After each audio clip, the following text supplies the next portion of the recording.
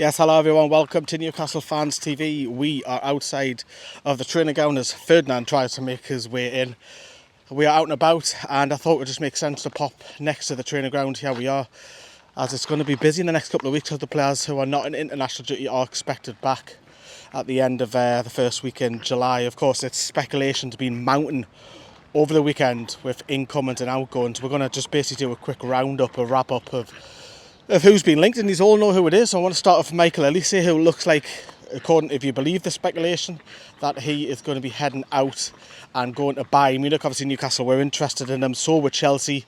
Talented winger, scores goals, create goals, can beat a player, very much left-footed with players on the right-hand side, and he's just a quality winger who anybody would be absolutely delighted to have. And that 60 or 65 million pound release clause is fairly cheap for a winger who joined Crystal Palace a couple of years ago, was signed for relatively small money. Obviously it's going to be a great sell-on value for Reading. They're going to pocket something like 6 or 7 million for that's great for them because of their financial situation. But Newcastle, again, it looks like it's going to miss out on a winger. And do you know what, I didn't mind if Newcastle are actually in for a winger, but it shows ambition that they're trying to get one of the Premier League's brightest stars.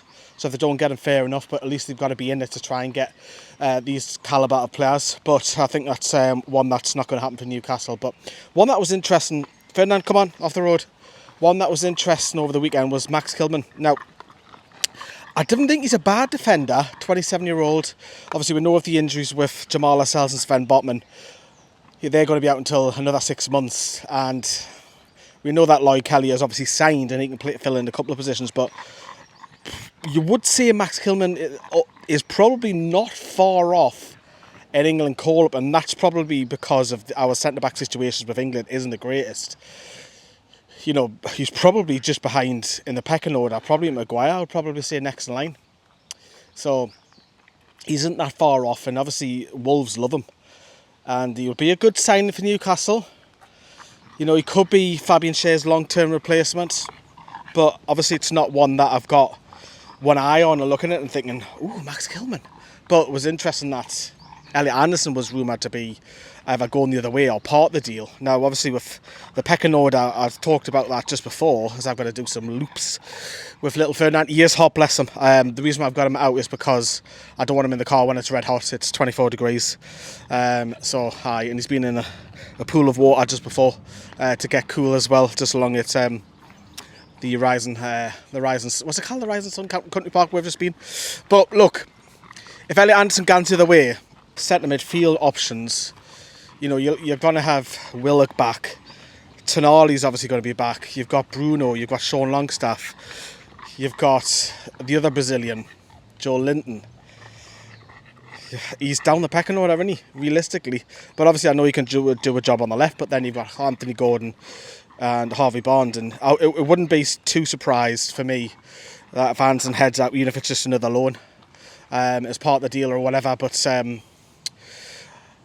think in the pecking order and setting midfield, Sean Longstaff's ahead of him, and Sean Longstaff he's had his critics the past season just gone, so we'll have to see. You're panting away, aren't you, bless you? I won't keep you too long.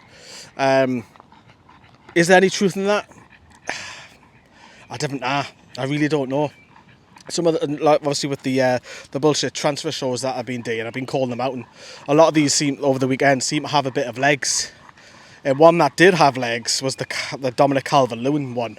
Now for me, obviously Keith Downey's come out and said that Newcastle are in for him. So when Keith says it, and the likes of Mr. Graves, Pete Graves, of course, as well say it, you've got to look at it and think, well, you know, they didn't normally put their necks on the lines because there's that many rumours flying about left, right and centre.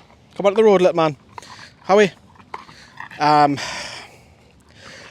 question is, and yous are all the same, is why we're going for somebody who is injury prone. Granted, he played a lot more games last season, but over the years, him and Callum Wilson will probably be just out as much as each other. Now, he's a different kind of striker to Callum Wilson, of course he is, because let's face it, Isak's got to be number one. We know that. Obviously, balls in the box, he's strong. He can also help out defensively as well from set pieces and corners. Likes to hold it up. Has a good touch in the box. Wants everything played to him. He's not going to do what Callum Wilson does, where Wilson can run the channels. Wilson's quite pacey despite his age, but the problem that we'll have is that we'll probably have to adapt our style of the game to Callum Wilson. And I don't think there's anything wrong on that. Don't get me wrong. If you need to bring him on for the last 20 minutes and it's not working, you could go a little bit more direct. It's one option, of course, but I don't know. Everton are allegedly holding out for 37 million plus. That's a lot of money for someone who averagely probably plays about 20 games a season in the last 5 years. If he comes in as second and third choice, Eddie Howe knows that Isak's going to be out and out number one to play most of the games. If the other two are injured, then does it help? Because we know that Wilson, when he plays, he'll score 1 and 2. We know that. But if Dominic Calvert-Lewin comes in, what if we've got both of them injured? That's the risk. And I know he's English and he ticks a box and stuff, but for me, I would go and get a young striker who's up and coming, or someone towards the very end of their career who's happy to be the third choice and can stay fit during the whole of the season. But if they're signing up for Newcastle and any of these lads that we're talking about over the weekend, if they sign over the dotted line, we're all going to cheer them on. Of course we are. You've got every right to have your doubt on who we're signing, but the man who will be in that office in a couple of weeks' time, very early in the morning, every day, he knows more than us. His scouting team know more than us. And we do have doubts, of course. We do have doubts about Lloyd Kelly as well. But if he's building a squad, because let's face it, if Newcastle don't have any injuries this season, we'll manage to get top 5. If we have no injuries without signing anybody, we get top 5. Telling you now, because the injuries crippled her. I don't believe that the Champions League games crippled her. Yes, we had an extra 6 games. I think the injuries crippled her. Because 9 times out of 10, the Premier League, if you look at the records, have the top 2 coefficiency. Last season we didn't, because of, obviously, funny enough, Manchester United and Newcastle. Poor performance in the Champions League. Granted, we had this group of death. Man United had Copenhagen. Christ. So, but 9 out of every 10 seasons, England and Spain are the top 2. But I think that'll happen again next season. I actually think that 5th place will get you Champions League again next season. Why can't Newcastle can't get it? I think they can.